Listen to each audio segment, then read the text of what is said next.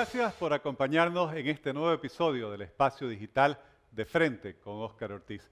Tocaremos tres temas muy interesantes. La posverdad es un término que escuchamos cada vez con mayor frecuencia cuando se analiza lo que pasa en nuestro país, en el mundo. Conversaremos sobre el mismo con el sociólogo Renzo Abruzzese, quien ha estado investigándolo. En Perú, recientemente hubo la primera vuelta de las elecciones presidenciales en un escenario de alta fragmentación política. Hablaremos con un experto de dicho hermano país, Javier Albán, quien nos compartirá su visión y su análisis sobre los primeros resultados. Y también otro tema que ha sido objeto de gran debate, el uso de la biotecnología para la producción de alimentos. Hablaremos con la biotecnóloga Cecilia González, quien también nos brindará toda su visión y su experiencia derivada de la formación que tiene en el campo. Muchas gracias por seguirnos acompañando mediante sus redes sociales en este espacio digital de Frente con Óscar Ortiz.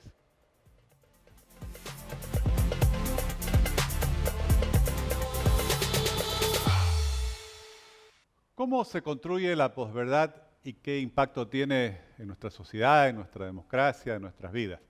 Conversaremos sobre este tema tan interesante y tan actual con el sociólogo Renzo Abruzzese, quien también tiene una maestría en epistemología de las ciencias sociales y también, algo muy apropiado para esta época, en salud pública y epidemiología.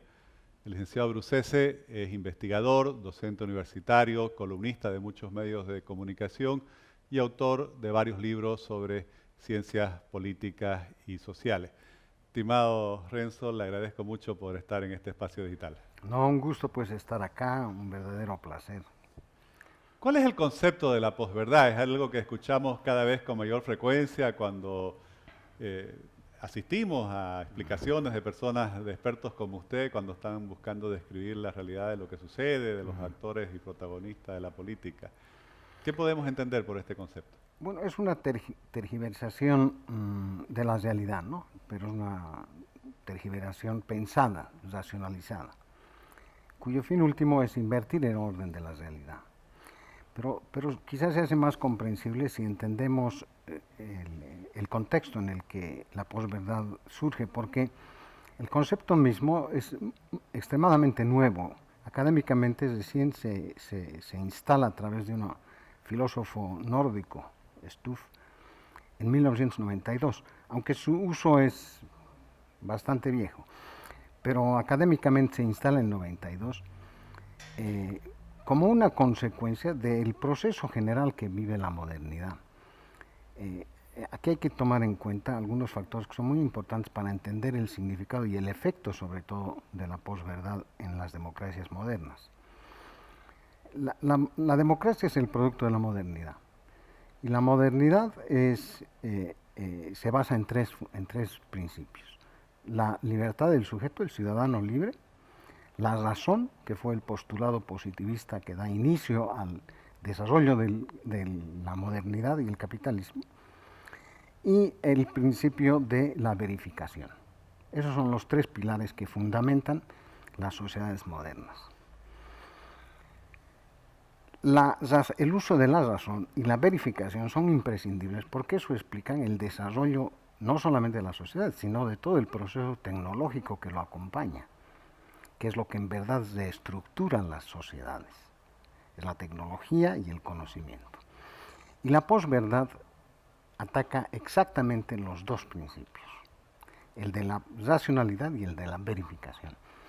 Porque cuando nos preguntamos qué es finalmente la posverdad, es aquel enunciado que no tiene posibilidades de verificarse. Como decir, por ejemplo, que el sol se va a ocultar o que la luna se va a escapar, no sé cómo era la sentencia. ¿No es cierto? No tiene ninguna posibilidad. Anoche veía yo una propaganda gubernamental en la que anunciaban la vigencia, ¿no? el impacto del satélite. Antes de ayer declaraba el ministro de Educación que uno de los problemas de la educación virtual era que Internet no llega a todas partes, más bien llega a pocas. Es una contradicción, porque si hay un satélite que irradia, señala todo el territorio nacional, hasta el último rincón, dice la propaganda gubernamental, no habría por qué arguir que no se pueden hacer clases virtuales en el campo. Pero lo dicen sueltos, no hay ningún impedimento, porque finalmente no se lo puede verificar. ¿Y cómo afecta esto a la calidad de nuestra democracia? Enormemente, porque la democracia es el sistema político de la modernidad. No hay modernidad sin democracia, sin el sujeto libre, sin el ciudadano declarado por la Revolución Francesa y sobre todo sin la racionalidad. Si algo distingue la democracia, es decir, los fundamentos de la democracia, es la racionalidad, ¿no? La libertad es el mayor exponente de la racionalidad. Los hombres tienen que ser libres por su ser. Eso es el mayor exponente de la racionalidad. Combatir la racionalidad. Y de hecho, combatirla además arguyendo que no hay posibilidad de verificación alguna, de prueba alguna, es combatir los fundamentos de la democracia. Porque finalmente, si así son las cosas, yo puedo declarar este país una Suecia, una Suiza, y nadie podría contrarrestármelo. Porque por irracional que parezca mi aseveración, ¿no?, la posibilidad de contrastarlo con una realidad queda vetada en medio del discurso posmoderno. Perdón, y hablando de nuestro país, en sus investigaciones, ¿qué ha identificado? ¿Cómo estamos en materia de aplicación de esta, que sería una técnica política, una táctica política de la posverdad? Bueno, hemos tenido 14 años primero y ya vamos para un año en segundos términos de un uso intensivo de la posverdad. Habían declaraciones que para la racionalidad política y para la racionalidad ciudadana eran inaceptables y sin embargo terminan siendo asimiladas por la sociedad. Yo recuerdo que participé hace unos 6 años en un seminario en el que el tema central de discusión era si era posible alcanzar los niveles de un país desarrollado como los Estados Unidos, una potencia económica, etc., en el lapso de 10 años. E increíblemente gran parte de la audiencia pensaba que sí era posible, cuando sabíamos que todos los indicadores macroeconómicos no eran ciertos, eran un producto de la posverdad. Esto mina totalmente la estructura de una sociedad. Bauman, este famoso autor, que ha escrito varios libros, como 40 libros, y todos tienen, o la mayoría de ellos tienen el término fluido, ¿no? La modernidad líquida, el amor líquido, la economía líquida. Y el principio que regía su filosofía era que hoy en día sabemos dónde comienzan las cosas, pero nunca sabemos dónde terminan. Son como el curso de un arroyo. Un día está a la derecha, otro día está a la izquierda, un día ha avasallado una población, al otro día se ha retirado de la población. Este es el contexto que genera la posverdad. Una realidad donde nada tiene precisión. Y en consecuencia, los límites entre lo posible y lo imposible, lo bueno y lo malo, lo beneficioso y lo contrario, se van desdibujando. Todo se hace posible. Como y que si se difumina claro, la realidad. Claro. Y en 14 años eso es lo que hemos vivido. Un periodista, no recuerdo el nombre, pero publicó un artículo muy interesante que se llama El vendedor de ilusiones, hace unos 7, 8 años atrás. Y versaba sobre la capacidad que tenía Evo Morales de vender ilusiones, porque no vendía verdades, vendía posverdades, ¿no es cierto? Pero que tenían la capacidad de penetrar ciertos estratos sociales, que le creían ciegamente, fuera de cualquier principio de racionalidad, menos de verificación. Y le creían. Este es el efecto de la posverdad. Va minando no solamente una cuestión intelectual, va minando las formas, ¿no?, en que la sociedad va apreciando su realidad histórica y ya todo es posible. Porque la democracia puede volverse dictadura. Y mucha gente ni cuenta se daría, ¿no? Lo bueno puede trocarse en lo malo y mucha gente ni cuenta se daría. Es decir, el efecto es realmente devastador, devastador. Renzo, y hablando de Evo Morales, desde que el movimiento del socialismo retorna al poder con otro candidato, en este caso el actual presidente Luis Arce, escuchamos, yo diría casi a diario, es casi como el sonido de un tambor, un mismo discurso, y es, hubo un golpe de Estado, no hubo un fraude. ¿Cuál es el verdadero fin de este relato y de esta insistencia permanente por parte no solo de Evo Morales, del presidente Arce, de las principales autoridades o dirigentes del movimiento al socialismo? Yo creo que tiene varios fines y es la combinación de varios factores. Probablemente el fin principal sea, si no restituir, por lo menos proteger un escenario político e histórico que fue el escenario bajo el liderazgo de Evo Morales. Y el segundo es proteger la imagen de Evo Morales, probablemente con vistas a su retorno. Eso puede ser discutible, pero es una posibilidad real, ¿no es cierto? Y yo creo que el objetivo final es ese. Aquí hay elementos que realmente, aquí ya se emparte un poco de lo que tenemos previsto discutir, hay elementos que realmente son importantes. Yo creo que esta situación es el producto de una crisis de Estado y de sociedad que deviene el momento en que el proceso que se inicia en 1952, el Estado del 52, concluye. Y el Estado del 52, en mi interpretación, concluye con Evo Morales. Porque el MAS no es un accidente de la historia. Y eso yo creo que es muy importante tenerlo en cuenta.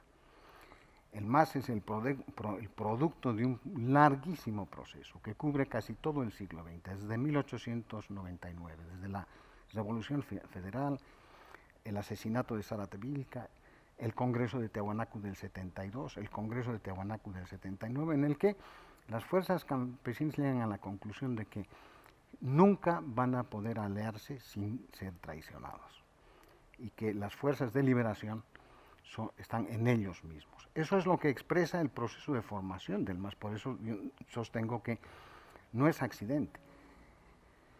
Y obviamente es un interlocutor histórico poderoso.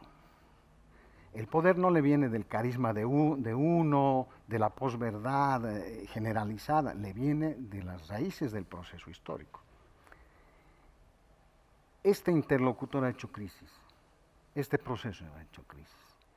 Y lo que estamos viviendo cuando observamos el MAS en este periodo, ¿no?, desde la renuncia y fuga de Evo Morales hasta es una desesperada búsqueda de encontrar un asidero en un proyecto que ya ha cerrado históricamente. Porque el MAS no tiene proyecto. Todo lo que tenía que hacer, malo o bueno, lo hizo cuando estuvo en el poder. En el otro extremo tenemos una sociedad civil que no está organizada, cuyo proyecto existencial es la democracia. Y en medio de los dos un sistema político en crisis. En la misma crisis, producto del cierre de un momento histórico tan importante como fue el momento del nacionalismo revolucionario, del Estado del 52. Estas son las fuerzas y este es el panorama. Es un panorama enormemente complicado, porque podemos observar, los que miramos de fuera podemos observar el desesperado esfuerzo y de buena fe que hacen los partidos por encontrar un proyecto alternativo, que no es cualquier proyecto, no es un programa de gobierno, es un proyecto histórico, es un proyecto que tiene que darle continuidad, bajo otros términos, a uno que duró 67 años y que hizo muchas cosas buenas y muchas cosas malas, pero que cubrió la historia. Nada de lo que nosotros hemos visto, nuestras generaciones, nada pudo haber sucedido fuera del 52. Renzo, y hablando de ese panorama político, se acaban de realizar la segunda vuelta para la elección de gobernadores en 4 departamentos, que era lo que faltaba, y se cierra un ciclo electoral que algunos dicen ha durado 2 años, el 2019 y el 2020, concluyendo 2021. Otros dicen que incluso viene desde el referéndum del 21 de febrero de 2016. Bueno, acaban estas elecciones y supuestamente tendremos un poquito menos de 5 años por delante sin nuevas votaciones. ¿Cómo ve el panorama? Usted es uno de los analistas más consultados por los medios de comunicación. ¿Cuál es su visión sobre el escenario político? Yo creo que esto puede proyectar imágenes equivocadas. Hay que tomar en cuenta que en este momento el MAS tiene más del 50% de los municipios. Y en realidad su estructura de poder básicamente no está minada como para poder prever un desgaste sustantivo. Yo creo que ha de ser el interlocutor válido durante los próximos 5, 10 años. Lo que yo observo es que en este momento la coyuntura depende de la forma en que el MAS resuelva sus contradicciones internas. Ahora, antes de venir, leía una noticia de que Evo Morales va a convocar a reuniones para hacer los ajustes necesarios. Muy duro, porque prácticamente, si las proyecciones se cumplen, ha perdido las 4 gobernaciones que estaban en disputa. Pero tiene 3 gobernaciones, 3 o 4, de 9, ¿no? 3 de 9. No es tanto el poder territorial, es el control de aparatos de Estado, porque en política eso es lo que vale, el control de los aparatos del Estado. Y los tiene.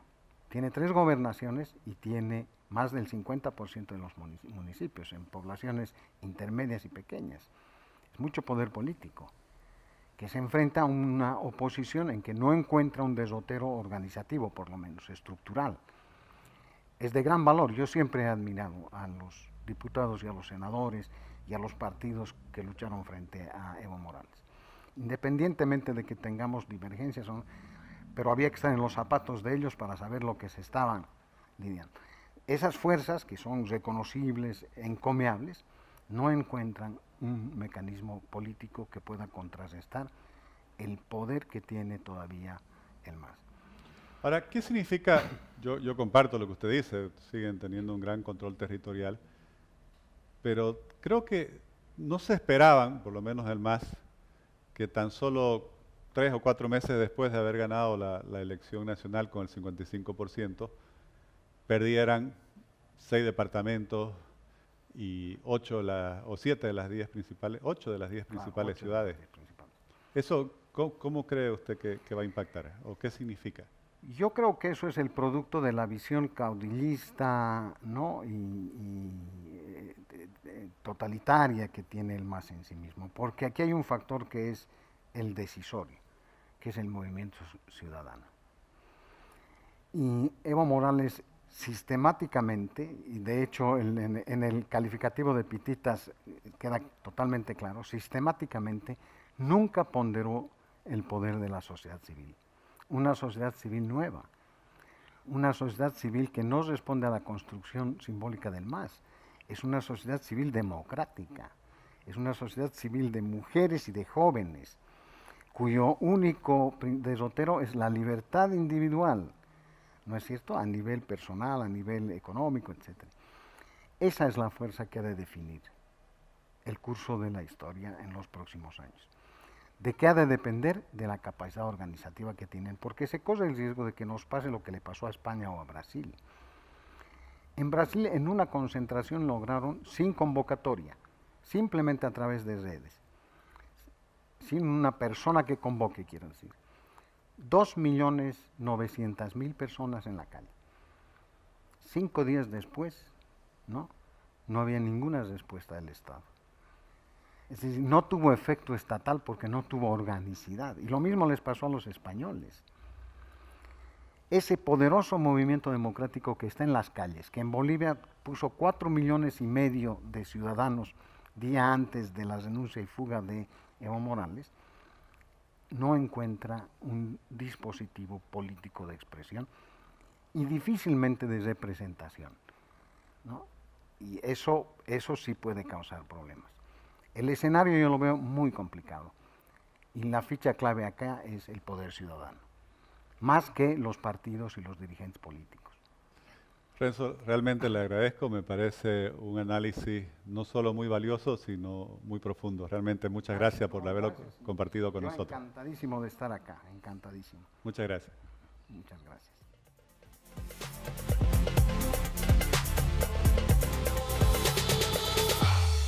La posverdad en realidad no responde a la verdad, sino a un intento permanente de tergiversación de la verdad, de la realidad, para que quien tiene el poder pueda quizás ocultar abusos, atropellos, violaciones a la ley, pero en el fondo constituye en el mundo moderno, como nos explica el sociólogo Renzo Bruzzese, un intento permanente de socavar las bases de la democracia, la credibilidad de la democracia.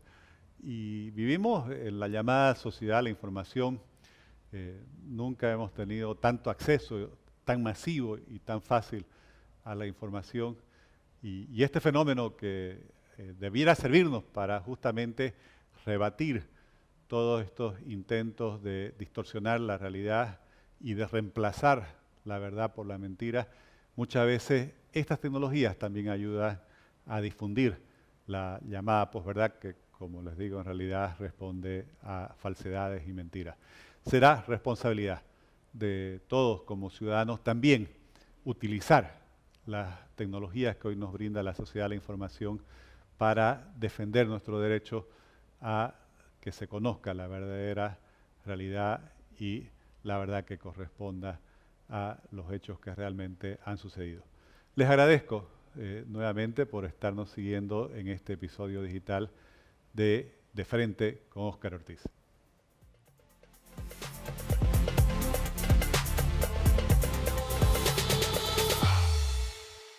Se ha realizado la primera vuelta de la elección presidencial en el Perú, un país hermano y muy importante para los bolivianos. Vamos a conversar sobre los resultados de esta primera vuelta con Javier Albán, un abogado constitucionalista peruano, quien además tiene una maestría en política comparada de la London School of Economics. Javier, muchas gracias por aceptar nuestra invitación para este espacio digital. No, gracias a usted, don Oscar. Gracias por el espacio y por la invitación.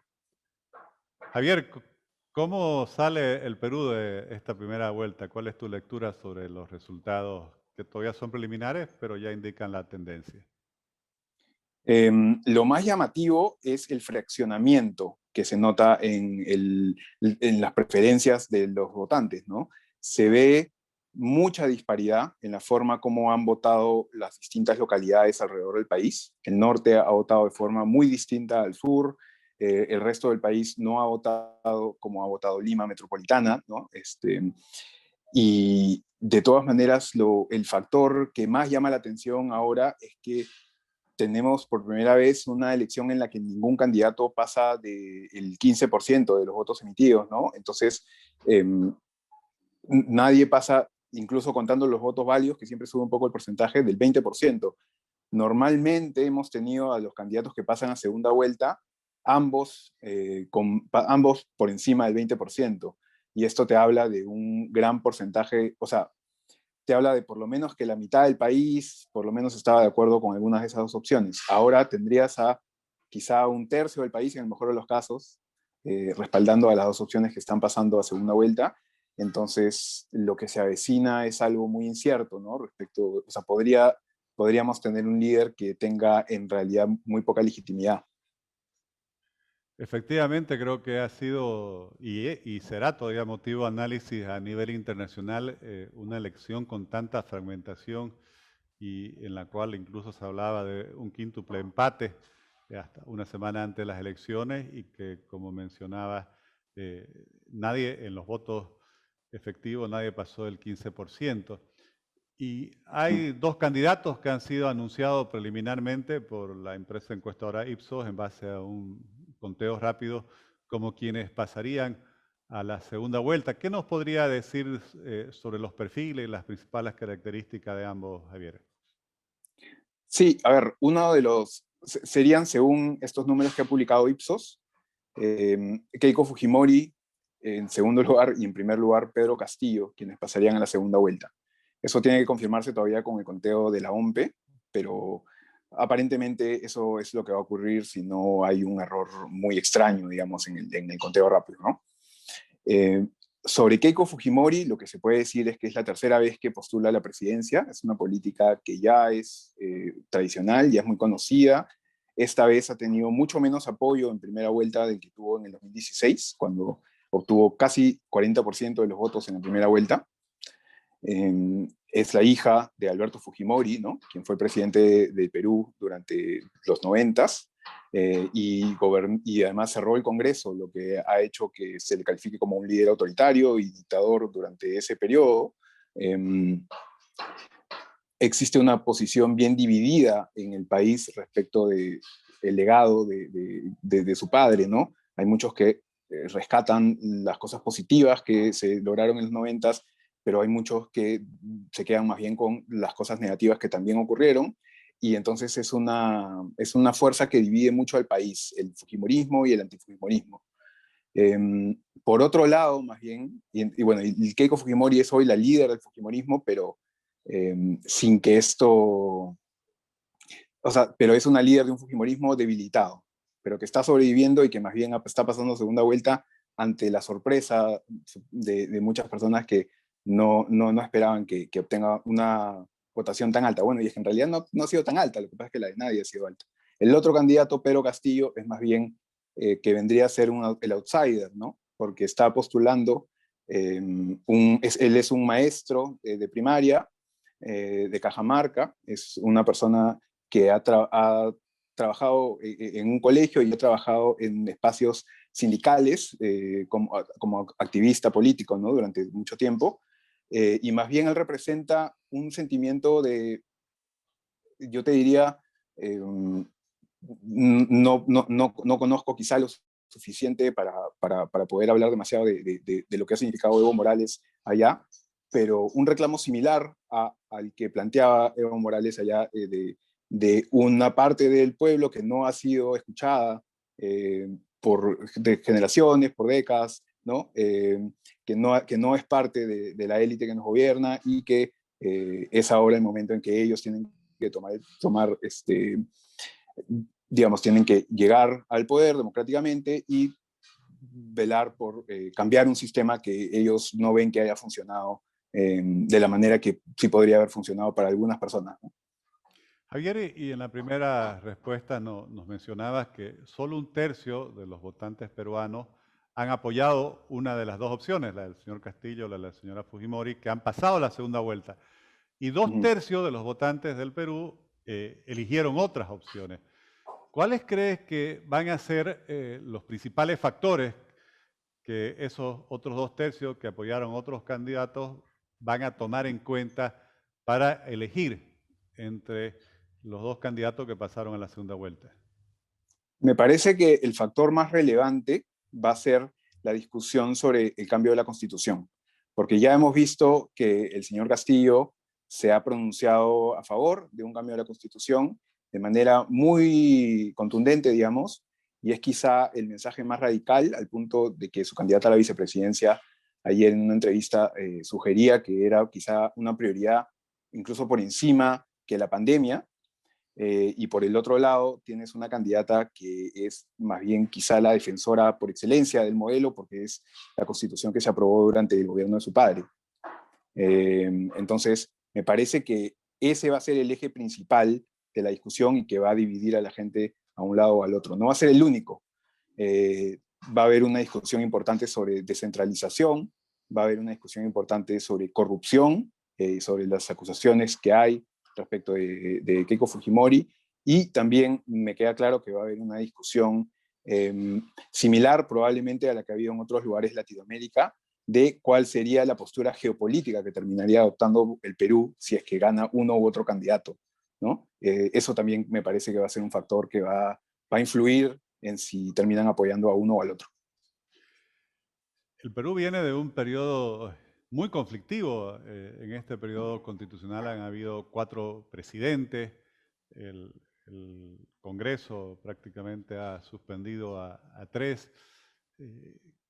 ¿Qué posibilidades hay de que el Perú, que es un país tan importante, además en la región, en Sudamérica, en Latinoamérica, pueda recuperar su normalidad democrática, fortalecer su institucionalidad democrática para estos siguientes 4 años? ¿De qué dependería eso?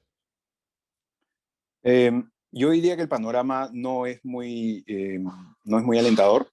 Ahora dependemos, diría yo, de la ciudadanía, porque va a depender de qué cosa exija la ciudadanía, qué tan organizadamente lo exija, a través de qué canales, ¿no? Y qué tanto lo haga saber, qué tanto esté conectada, como por ejemplo estuvo en noviembre, a lo que está ocurriendo, porque si tenemos que más bien confiar en cómo se van a manejar las cosas por el resultado de la elección, el resultado simplemente de los políticos, creo que no hay un panorama que te asegure ninguna estabilidad mayor a la que hemos tenido antes, ¿no? Más bien el panorama parece de mayor fragmentación, y la persona que va a ser elegida presidente va a tener un apoyo muy reducido de la población, sea quien gane, va a comenzar con un rechazo alto. Va a haber comenzado con un rechazo alto, al menos durante la campaña. Entonces, me parece que nos diría que estos son los factores también, en este caso, relevantes a considerar. Y siguiendo su análisis, Javier, en el Congreso del Perú, ¿cuántas fuerzas va a haber representadas? Porque las primeras informaciones que resultan del análisis de estos resultados preliminares, bueno, primero indican que cualquiera de las dos opciones que ha pasado la segunda vuelta estará muy lejos de tener una mayoría propia, entonces necesitará formar coaliciones. ¿Será posible construir algún acuerdo legislativo que garantice la gobernabilidad de los próximos 4 años? Bueno, aparentemente va a haber una cantidad muy grande de bancadas. Es posible que hayan cerca de 10 o hasta 11 bancadas. Entonces, va a ser difícil construir consensos y construir gobernabilidad. Justamente por lo mismo que sugerí antes, que yo no veo un escenario que al menos previsiblemente te sugiera que vaya a haber más estabilidad de la que ha habido hasta ahora. A mí quizás hasta me sorprendería que no termine el escenario actual en una crisis. Dicho eso, sí creo que hay espacios para que hayan ciertos acuerdos entre todas las bancadas. Por ejemplo, si uno suma los porcentajes de apoyo a los distintos partidos en el resultado electoral, hay aparentemente, o sea, va a estar difícil que el Congreso apruebe, por ejemplo, por su cuenta el llamar a una asamblea constituyente, porque eso requeriría una modificación constitucional. Y aparentemente, si uno mira el perfil de todas las bancadas, deberían poder llegar a un acuerdo quienes se oponen a eso para no permitir que ocurra. Sí, ¿No? Javier, y más allá digamos, de evitar digamos, eso sería evitar un posible riesgo, en fin, algo no concertado. ¿Habrá la posibilidad de lograr un acuerdo para una agenda positiva? Más allá de las controversias electorales, ¿cuáles debieran ser Sí, las entiendo. prioridades a enfrentar en los próximos 4 años para un gobierno respondiendo a las necesidades del país, más allá de los discursos electorales? Claro, sí entiendo. Lo que pasa es que quizá mi mente va de frente a evitar la catástrofe, que es el momento político más en el que estamos. Ya. Veo difícil una agenda propositiva muy ambiciosa. En todo caso, creo que va a depender, como te decía hace un rato, que las cosas que sean positivas y que el Congreso apruebe, me parece que la mayoría de ellas van a ser cosas que sean muy exigidas por la ciudadanía y que sea muy claro que la gente quiere, ¿no? Entonces, porque el Congreso lo que sí no va a dejar de hacer es aprobar algunas cosas que son reclamos mayoritarios y digamos, y que la gente tiene muy presentes. Entonces, sí veo posible que hayan algunos acuerdos por allí, pero creo que la prioridad va a estar en las cosas que sean notorio que la ciudadanía está exigiendo.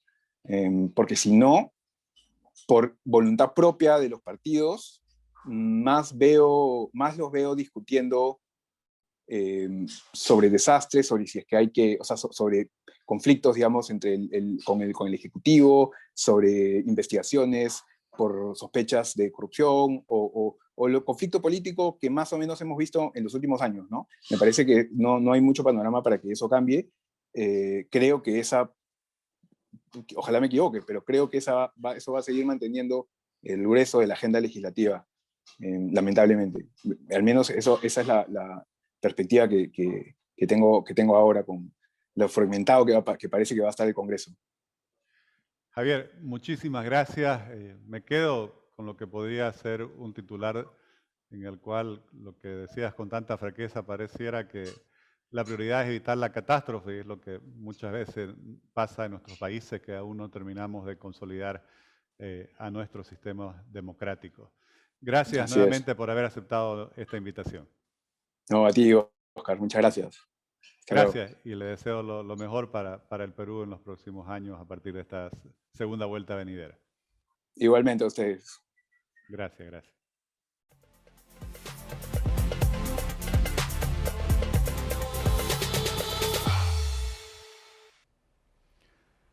El Perú es un ejemplo de la incertidumbre, la inestabilidad que se genera cuando se desestructura el sistema político, cuando desaparecen los partidos como instituciones creíbles y representativas de las distintas formas de pensar de la sociedad. Lo decía muy bien este experto peruano en política comparada. Pareciera que la prioridad es evitar la catástrofe. Bueno, yo espero sinceramente que por un lado el Perú pueda reconstruir en estos próximos años su sistema democrático, su institucionalidad, para darle a ese pueblo que avanzó tanto en los últimos años en materia económica, que lleva más de 30 años de progreso, de prosperidad, de desarrollo, en el cual si bien queda mucha pobreza, también ha crecido muchísimo la clase media, es uno de los países que más ha avanzado en materia de desarrollo económico. Pero esto muestra que la economía, si no tiene un Estado con instituciones sólidas, si no tiene un sistema político que garantice estabilidad y certidumbre hacia el futuro, la economía siempre va a estar limitada, porque la economía requiere confianza, la economía requiere que se pueda pensar en el mediano y en el largo plazo. Eso es lo que garantiza las condiciones para que haya inversión y se genere un crecimiento sostenible y duradero. Los bolivianos también tenemos que aprender, sufrimos cosas similares y tenemos que aprender de esta experiencia de un país vecino, un país hermano, para trabajar en que se reconstruya nuestro sistema político y se fortalezcan nuestras instituciones democráticas.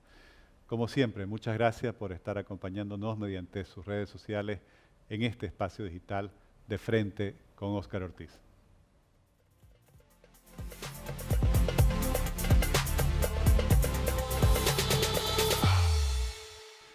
El uso de la biotecnología en la producción de alimentos es siempre un tema controversial sobre el cual existen diversas posiciones y también distintas versiones.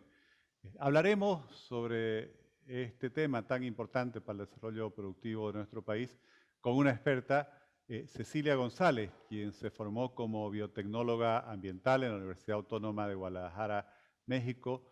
Tiene una especialidad en gestión de la biodiversidad en Alemania y también una maestría en ciencias, biología y sociedad en la Universidad Estatal de Arizona en los Estados Unidos. En Bolivia da permanentemente conferencias sobre el tema y dirige una plataforma independiente llamada Biotech Bolivia. Cecilia, muchas gracias por aceptar compartir estos minutos y su conocimiento sobre el tema en este espacio digital de Frente con Óscar Ortiz.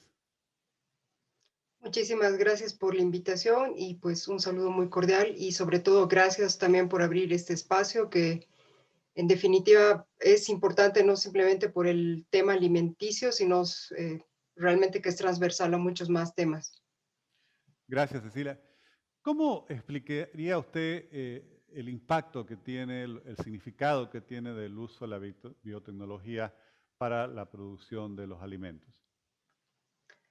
Bueno, la biotecnología aplicada netamente a la producción de alimentos en realidad es como una nueva revolución verde, pero esta vez tenemos una ventaja que ahora tenemos el conocimiento un poco más avanzado en temas de genética o biología molecular, y esto nos permite precisamente entender mejor incluso el mecanismo de la planta para que en vez de estar haciendo un sobreuso de muchos agroinsumos, podamos empezar a cortar los mismos. Aunque no parezca y aunque mucha gente es renuente a creerlo, pero gracias al uso de la biotecnología es que muchos países en realidad han podido frenar en realidad su expansión agropecuaria, es decir, han estado talando menos bosques y han podido cosechar en la misma tierra que estaban haciéndolo hace 15 años, hace 20 años, ¿no? Y esto también quizás es algo que no vemos en las ciudades, pero definitivamente los más beneficiados han sido los propios productores que han empezado a usar mucho menos plaguicidas, sobre todo insecticidas, y sabemos que en los países tropicales, sobre todo donde se está usando esta biotecnología, que pueden ser países como Bangladesh, como Filipinas, la aplicación de estos agroinsumos, la mayor parte de ellos puede ser un poco contraproducente para la salud. Y bueno, como son países tropicales calientes, lastimosamente la gente no utiliza el equipo de bioseguridad que debería hacer. Entonces, al tener un producto más amigable, donde ya no hay que estar haciendo uso de estos plaguicidas, el beneficio directo para la salud, por ejemplo, de estos productores es algo que hay que destacar, algo que remarcar. Y quizás la segunda, el gran beneficio de haber promocionado, por ejemplo, en algunos países vecinos como Argentina o Brasil, este uso de la biotecnología, como le decía, no es que simplemente se están beneficiando en el área de alimentos o agrícola, sino es que este ha sido el ariete realmente para que la investigación en todos los temas de biotecnología sea transversal a la industria, a la medicina, al área incluso de medio ambiente, con muchas aplicaciones que hoy realmente son mucho más benéficas, ¿no? Cecilia, usted conoce muy bien la realidad económica y productiva de nuestro país. ¿Qué implica el uso de la biotecnología para el desarrollo agrícola, para el desarrollo agropecuario de Bolivia?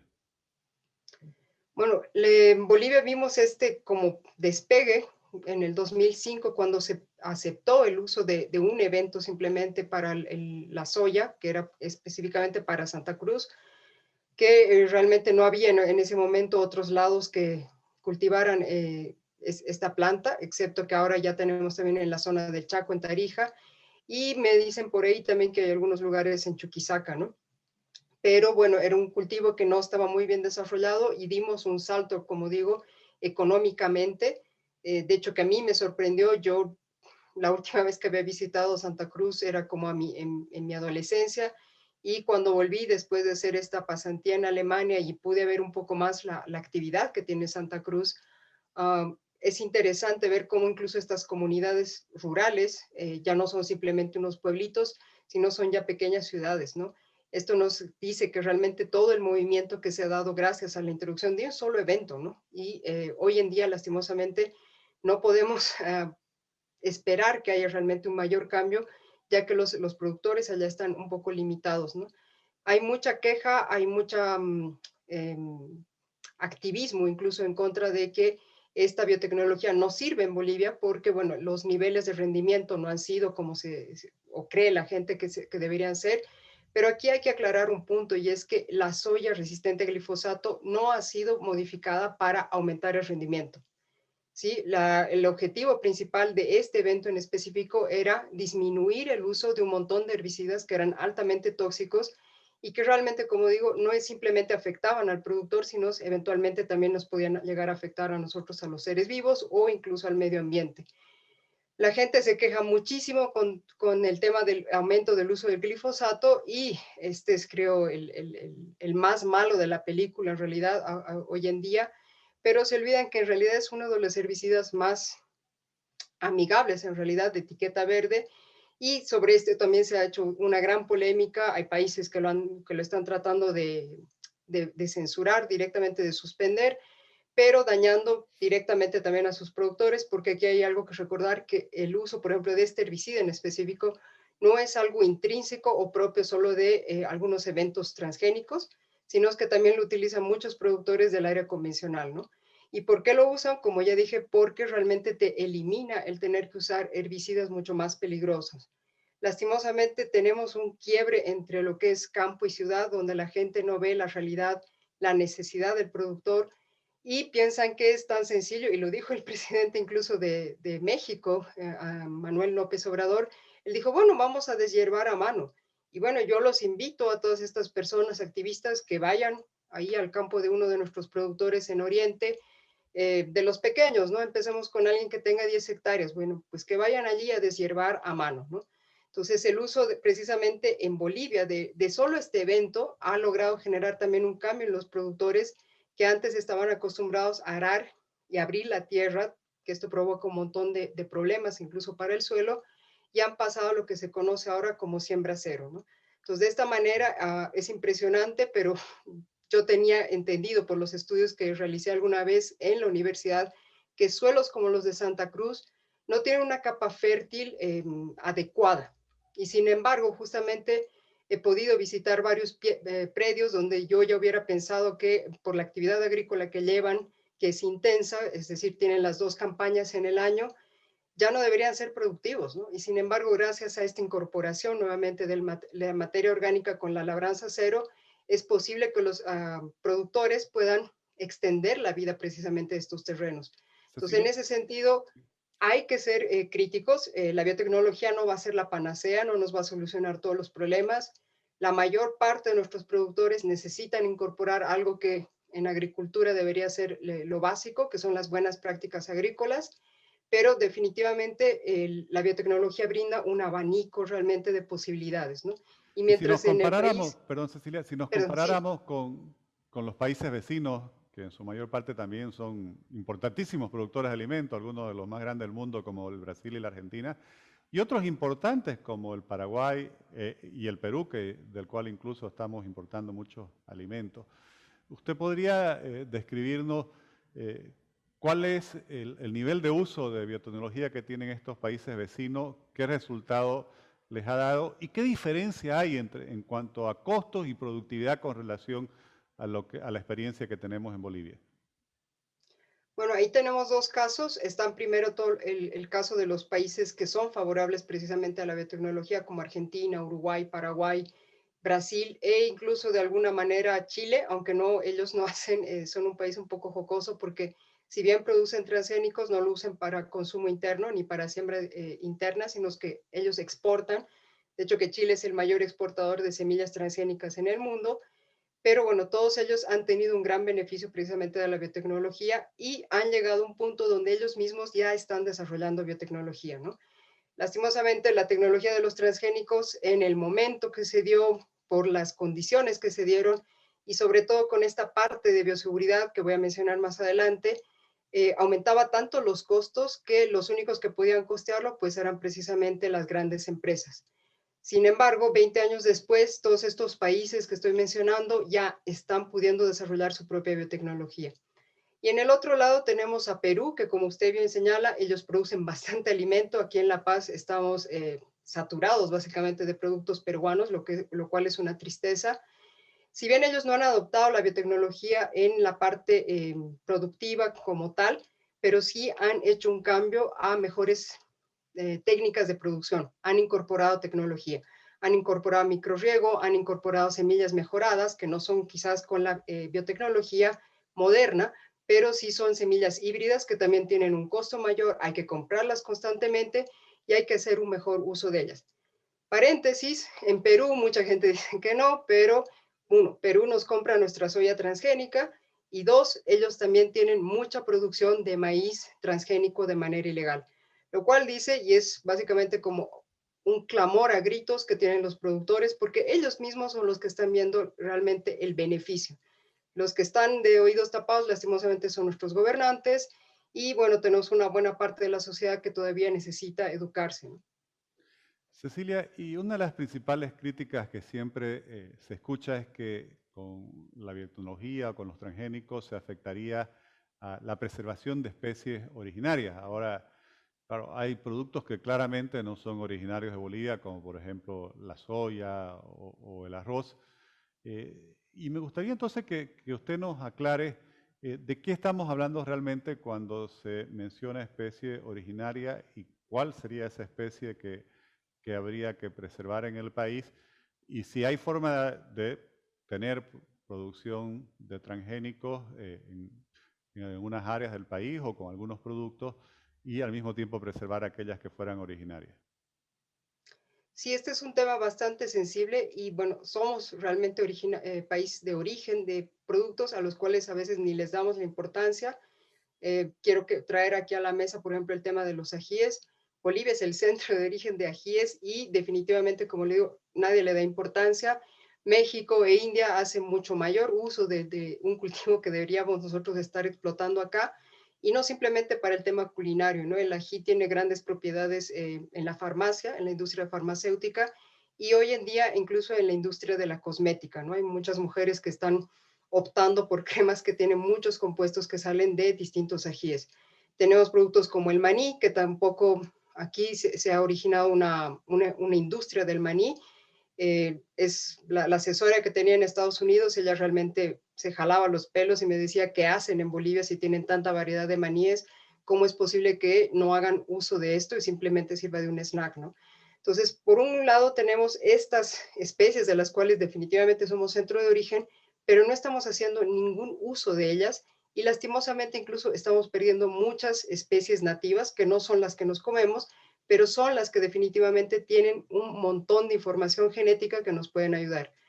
Y luego tenemos otras variedades, por ejemplo, como el tema del maíz, que es un tema muy discutido, que lastimosamente hay una parte de la sociedad que dice que tenemos 70 razas, bueno, que hay que hacer un montón de diferencias botánicas, pero lastimosamente, y esta es una información que salió del INIAF el año pasado, que ellos hicieron toda una revisión, y nos informan que en los valles de Bolivia, que es la zona en realidad productora de estos maíces nativos, solo se cultivan 10 variedades de maíz, ¿no? De maíz nativo.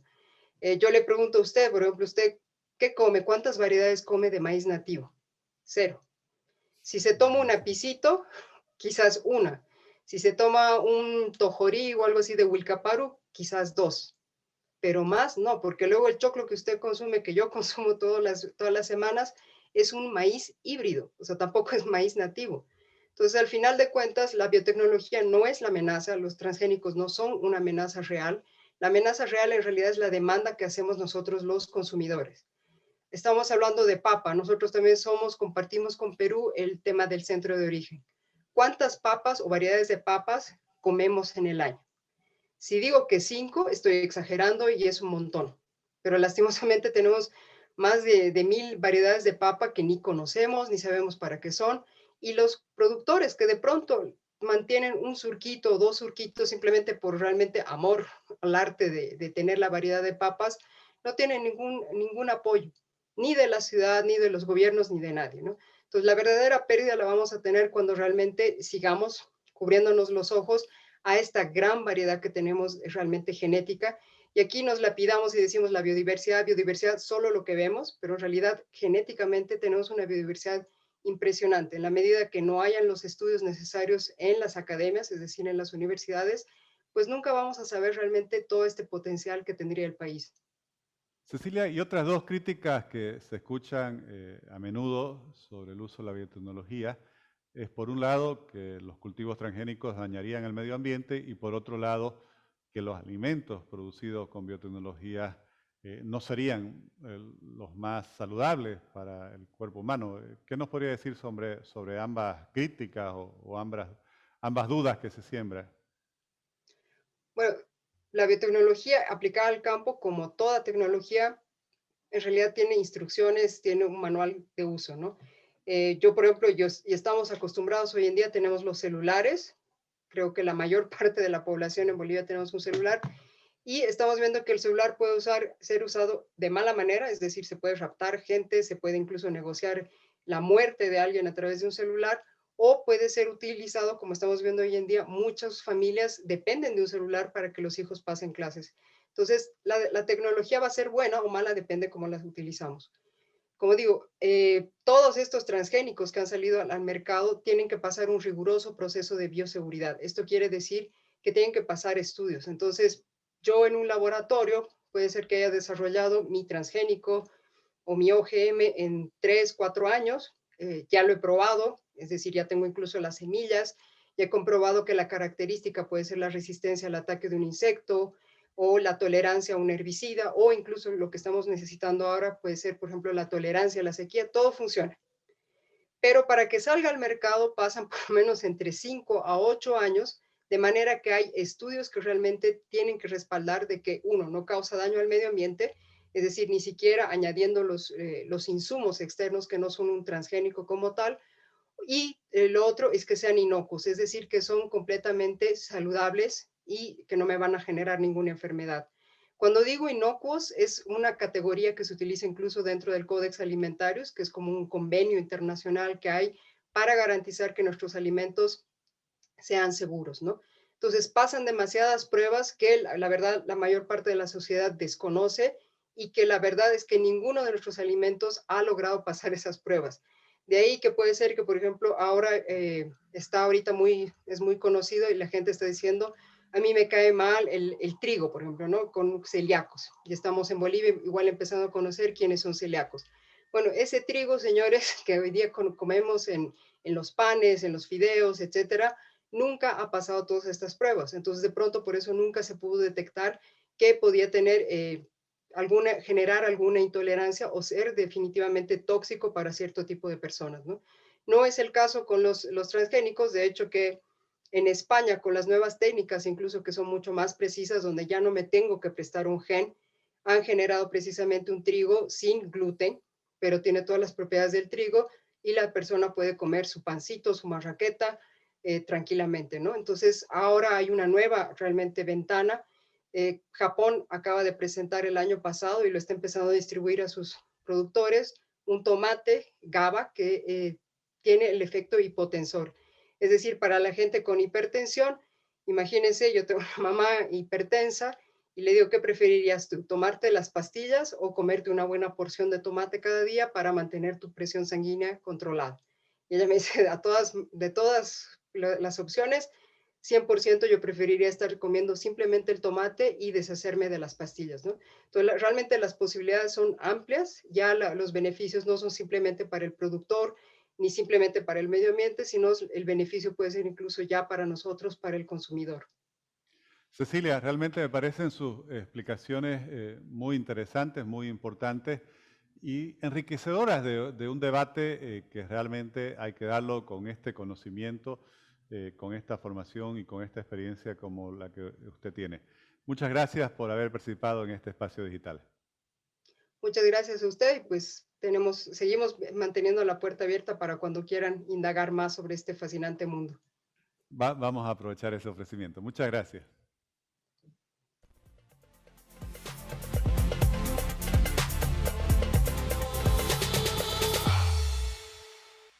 El uso de las biotecnologías es fundamental para que Bolivia pueda desarrollarse, pueda generar empleo sostenible, pueda incrementar de forma competitiva su producción. Obviamente hay que garantizar la inocuidad alimentaria, como decía la experta Cecilia González, todos estos alimentos, todos estos organismos genéticamente modificados tendrán que pasar por una serie de procesos, análisis y estudios para garantizar que cumplan con todas nuestras normas y obviamente las normas internacionales. Lo que no puede suceder es que simplemente nos cerremos al uso de esta tecnología por eslogans, por consignas y no le demos las condiciones a nuestros pequeños, sobre todo a ellos productores, pero también a los medianos y a los grandes, de seguir creciendo y desarrollándose. Tenemos en el país esta gran contradicción. Estamos rodeados de países que usan biotecnología para la producción de alimentos, los cuales importamos y consumimos a diario y sin embargo no les permitimos a nuestros productores, a todos los trabajadores del agronegocio, de la agropecuaria, poder aprovechar este avance científico que hoy se está usufructuando a nivel internacional para poder generar esas mejores condiciones de desarrollo. Repito, hay normas que cumplir, hay procedimientos que seguir, hay laboratorios y estudios y análisis que realizar. Cumpliendo todos ellos, creo que el país debe avanzar y desde este espacio digital vamos a estar siempre buscando contribuir a enriquecer el debate sobre un tema tan trascendental para nuestro progreso social y económico.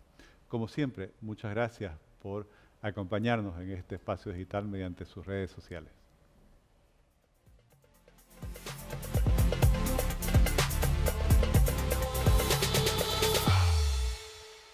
Como les prometí, tuvimos un episodio con 3 temas muy interesantes y 3 invitados que realmente conocían estos asuntos.